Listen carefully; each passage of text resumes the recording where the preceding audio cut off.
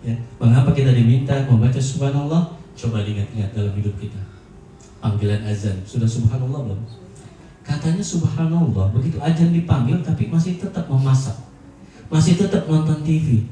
Katanya alhamdulillah, tapi Allah kasih motor belum dipakai untuk ibadah, sudah minta mobil. Artinya belum ada nikmat yang disyukuri. Katanya Allahu Akbar, ya, begitu menjadi pemimpin di sebuah rumah tangga, perusahaan, udah Allahu Akbar belum? Jangan-jangan merasa besar dengan kekuasaannya. Maka di sini Nabi mengingatkan kepada kita, bacalah subhanallah, maha suci Allah. Segala yang buruk-buruk kita tepikan dan mengucapkan subhanallah, walhamdulillah, wala ilaha illallah, Allahu akbar. Cukup sampai sini saja, sampai maqam Ibrahim. Lalu doa sunnah kedua apa? Doa sunnah kedua ini ditutup dengan surat Al-Baqarah ayat 201. Sebelum ayat 201, di ayat 200-nya Allah mengatakan, nanti akan banyak orang yang tawaf, memutari Ka'bah, itu yang diminta dunia saja, kata Allah.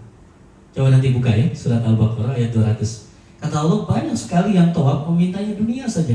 Dia itu semuanya lupa atau bagaimana, kata Allah. Ya, jadi Allah bertanya kepada kita, mereka itu semua pada lupa. Kita tuh pasti nanti akan pulang. Maka dilanjutkan oleh Allah Subhanahu wa taala di ayat 201-nya. Sebaik-baiknya doa, mintalah untuk duniamu dan mintalah untuk akhiratmu. Dikenal dengan doa sapu jagat. Apa bunyinya? Rabbana atina fid dunya hasanah wa fil akhirati hasanah wa qina azabannar. Mudah tidak, Bu? Mudah, ya. Ini sunnahnya mudah sekali. Pertanyaannya, dari maqam Ibrahim sampai dengan Hajar, sampai dengan rukun Yamani, apa sih yang kita baca? Disinilah Allah Subhanahu wa taala sedang tunggu doa kita, Bapak. Sedang tunggu doa kita. Kemarin dikasih buku doa oleh Mbak Faiza, Ibu. Ya, mau dihafal tidak? Ya. Mau dibaca tidak? Ya. Kalau saya menyarankan, kalau Ibu punya doa sendiri yang ingin mau dipanjatkan kepada Allah, maka panjatkanlah doa yang Ibu minta. Ulama sepakat di sini tidak wajib dengan bahasa Arab. Mintalah dengan bahasa yang kita mengerti. Ada orang Jawa, ada orang Sumatera, ada orang Kalimantan. Silakan, kalau bahasa itu dia mengerti, bacalah dengan doa itu. Ya, saya sering mengingatkan kepada jamaah seperti itu. Salah sih tidak membaca buku, silakan saja. Tapi menurut saya kurang pas. Ya, karena ketika kita meminta anak ingin menjadi dokter, tidak ada doanya. Yang dibaca doa apa? Maka di sini ulama mengatakan silakan minta, sampai sini minta. Biasanya saya menyarankan kepada para jamaah dalam putaran pertama, mintalah ampunan untuk diri kita. Ya, jadi di dalam putaran pertama, angkat tangannya, minta kepada Allah, ya Allah, saya datang ya Allah ke rumahmu, hamba datang memenuhi panggilanmu, ampunilah dosa-dosa saya ya Allah.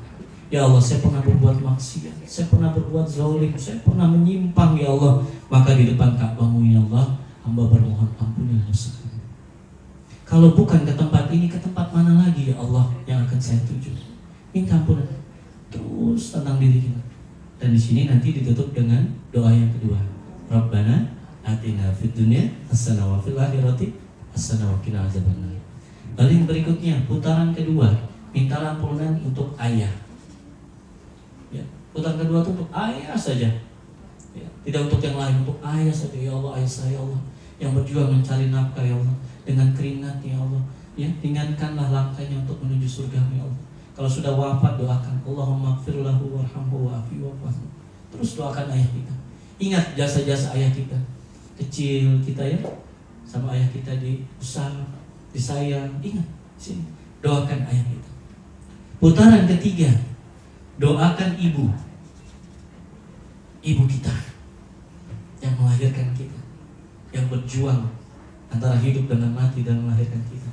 Doakan, ya Allah, ibu saya Allah yang melahirkan saya Allah, masukkanlah dia dalam surga ya Allah, ampunilah dosa ya Allah. Allah maghfirlahu warhamhu, ya Allah maghfirlahu warhamhu wa'afi wa'fu. Doakan ibu. Putaran keempat, doakan istri atau suami. Kalau yang belum menikah, mintalah jodoh di sini, jodoh yang terbaik. Ya, ibu doakan suami. Ya Allah, suami saya ya Allah, terus bapak doakan istri, ya Allah istri saya terus doakan. Putaran kelima, doakan anak-anak kita. Ya, anaknya ada 10, doakan 10-10-nya, sebut namanya. Sampaikan nomor 1 hajatnya ingin menjadi apa anak ini. Yang kedua anak ini ingin menjadi apa. Ya, terus doakan, minta keturunan untuk anak-anak kita. Putaran ke-6, doakan keturunan, ya, atau disebut dengan saudara. Disinilah doa untuk kakek, nenek, ya, paman, bibi, ya, kakak, adik, sepupu, semuanya doakan di sini. Dan putaran ke-7, doakan teman atau tetangga kita. Ya, doakan. Pertanyaan saya, kebagian tidak doanya? Kebagian semua tidak? Ya, di diri kita ada, ayah ada, ibu ada, istri ada, anak ada, saudara semua ada, dan teman-teman semua ada. Ya, kira-kira pilih mana? Mau baca di buku atau ini? Simple ya. Kalau seperti ini, saya yakin bapak dan ibu, ya, itu pasti akan lebih khusyuk nanti tawafnya. Ketimbang orang yang tawaf mendengarkan yang depan. Kadang-kadang orang mau tawaf mendengarkan ustadznya gitu ya. Kita nggak tahu apa yang dibaca ustadz di doanya, Bu. Ya, jangankan ustadznya, saya dengan istri saya saja kan doanya kan beda-beda tuh mintanya ya. Apalagi ustadz di depan yang tidak kita kenal, berbeda pasti doanya. Maka ustadz di depan itu fungsinya adalah mengingatkan bapak dan ibu, mengeraskan suara dia agar bapak dan ibu, ayo depan Ka'bah, jangan diem saja, gitu maksudnya. Ya, tapi kalau bapak dan ibu punya doa, mintalah doa di sini. Ya, karena apa? Disinilah tempat mustajab di mana bapak dan ibu ketika berdoa akan dikabulkan oleh Allah Subhanahu wa taala. Ya. Paham sampai sini? Rukun tawaf itu yang pertama dimulai dari Hajar Aswad, ya. Dan sebelum tawaf itu diminta atau diwajibkan untuk berwudu. Untuk wudu. Jadi tawaf ini itu sama dengan sholat, ya. Bahkan orang yang masuk Masjidil Haram, kalau dia melaksanakan tawaf 7 putaran, maka dia tidak perlu melakukan sholat tahiyatul masjid, karena tawaf merupakan bagian dari sholat. Jadi tawaf ini harus memiliki wudu. Kira-kira bisa tidak menjaga wudu ini dalam putaran? Bisa tidak? Bahkan mazhab Syafi'i mengatakan kalau bersentuhan jangankan sama orang lain itu Pak ya, sama istri sendiri aja batal gitu. Pertanyaannya, bagaimana kalau saya yang berpemahaman mazhab Imam Syafi'i ketika tawaf, apakah bersentuhan batal? Di sini banyak mazhab Syafi'i yang lupa akan bab darurat dalam ajaran Syafi'i. Jadi di dalam Ka'bah ini, ya, mazhab Syafi'i berpendapat ini sebuah hal yang darurat. Selagi bapak dan ibu tidak berniat untuk memegang, ibu diam tawaf tiba-tiba ditabrak sama orang Afrika gitu ya, kakinya terinjak atau tangannya tersentuh, maka itu tidak membatalkan. Tidak membatalkan karena memang darurat. Beda halnya dengan sentuhan kasih sayang gitu ya. Ibu misalkan melihat anak muda Bu umur 17 tahun dari Turki, ganteng putih gitu Bu ya, tiba-tiba aduh ganteng sekali dipegang, itu batal baru ya.